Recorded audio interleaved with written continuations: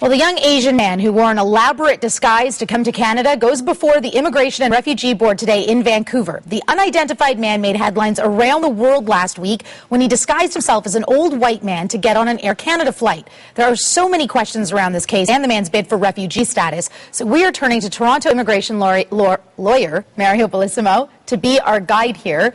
Help us out with this. Let's break this down. There's actually two separate processes happening here, a detention hearing and a refugee hearing. Correct. So upon entry, because he didn't have satisfactory identity documents, he will be detained until he can establish his identity. At the same time, simultaneously, what you'll have is the refugee proceeding ongoing to determine if he's a genuine refugee. Okay, so when it comes to the detention hearing, he needs to prove with documents his identity. Correct. As well, he will need a bondsperson to put up a surety, cash or a performance bond, to satisfy his release. And what's that going to take, months? It could. It depends if he has family or friends here. And without identity documents, there is no discretion for the Immigration Division to release. They must detain. Okay, and so while he's being detained then, he needs to claim refugee status. I imagine he's done that, and what happens after he claims is there's a 3-day referral to the Refugee Protection Division, and within 28 days now, and I believe the clock is running, he has to file his personal information form, which is the narrative, what he bases his fear on, what are the grounds, who's he afraid of, when did these incidents happen. Why don't we know who he is? Why hasn't he been identified yet? Well, there's a couple of things. One, first of all, these are in-camera proceedings on refugee hearings because you want to make sure, and the interesting thing is because these photos have been leaked to the press, the interesting part is, have you made a refugee out of someone who might not have been a refugee?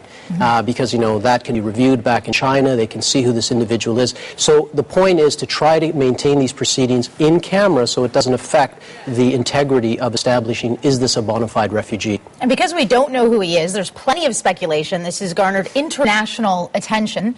And there's talk that maybe he's being prosecuted in China or persecuted. Correct. And prosecution doesn't mean he'll get refugee status. Correct. If you're fleeing prosecution, the minister, Canada Border Services Agency, will likely intervene into the proceedings and make sure that the prosecution evidence is put before the board to establish that it is not persecution but prosecution, and that will lead to a failure in his refugee claim.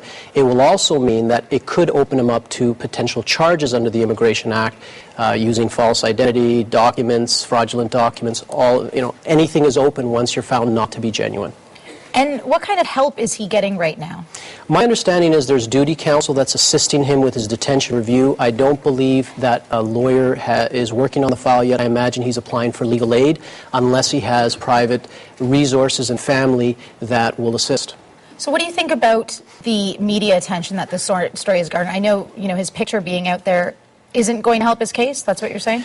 Yeah, it's not going to, well, it might help his case because you may make someone who didn't have a genuine claim a refugee by virtue of all the publicity, so that's a concern. The other issue are what are the global implications, just as the government is trying to establish some legislation where not everyone that shows up here by any means should be permitted to access the refugee system. It's always a tension between the international obligations of, providing safe haven for people that really are in fear of their life versus domestic concerns of fraudulent claims, abuse of the system. So it's a tough situation. And we have weeks of this hearing to continue then? It might be months. Months? Months. And the media is not going to be able to cover that? Unless the claimant consents to the media being there. And again, that will be a decision that he and his lawyer will likely make. It's unusual in refugee proceedings.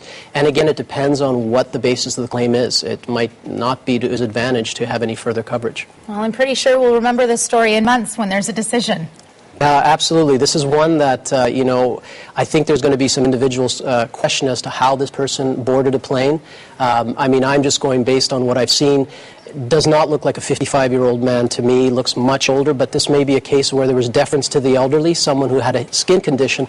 So maybe the last bastion of deference now is going to be gone. Even elderly people are going to have to be very closely monitored, so it's an unfortunate situation. Yeah, show us your hands. That's what they're going to ask. Yeah. Yes. Mario, thank you so much for joining us. My pleasure. Mario Bellissimo in studio.